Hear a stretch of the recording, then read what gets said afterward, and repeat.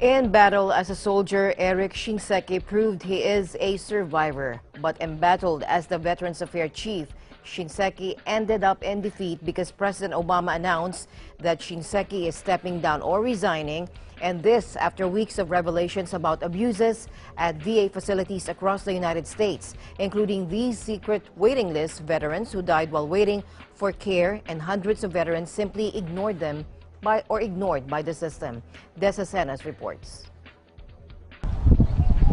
Amid controversy and dissatisfaction, Secretary of Veterans Affairs Erik Shinseki has resigned.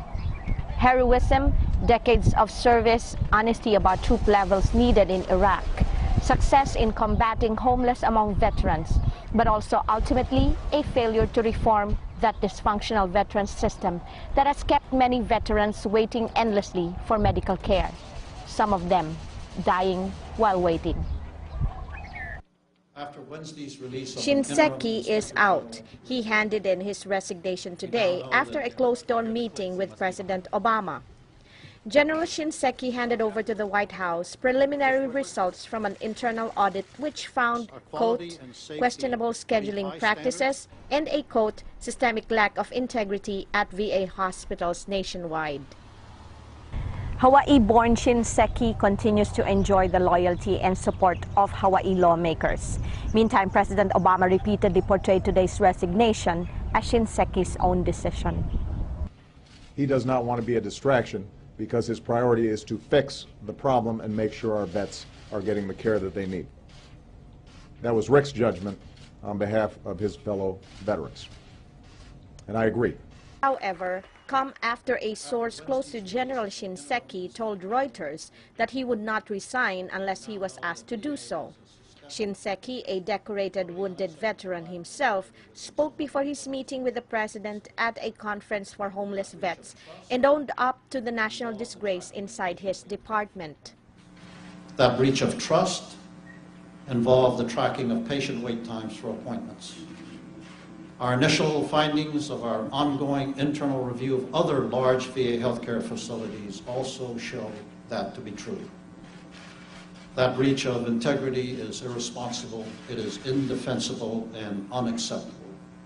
Also during his appearance at that conference this morning, Shinseki gave what ultimately amounted to his swan song. So given the facts I now know, I apologize as the senior leader of the Department of Veterans Affairs. I extend that apology to the people whom I care most deeply about, and that's the veterans of this great country, to their families and loved ones whom I have been honored to serve.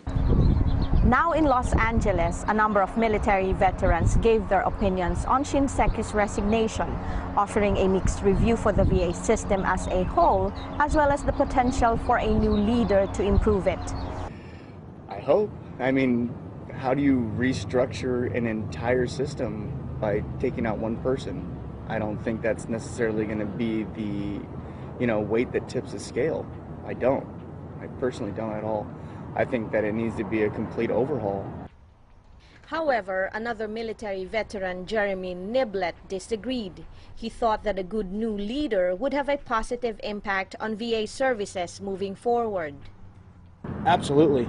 I think especially in the military, you'll see that the leadership is everything. The leadership will make or break, in my case, a soldier and his troop. So yes, absolutely, I believe the leadership is everything. With outstanding leadership, if we get them in there, it will change it from the top down.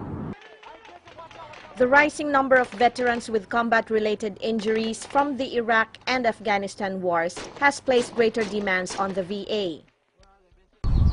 Inspector General probes are now active at 42 VA locations around the country and have put Obama and his Democrats on the defensive ahead of the November congressional elections.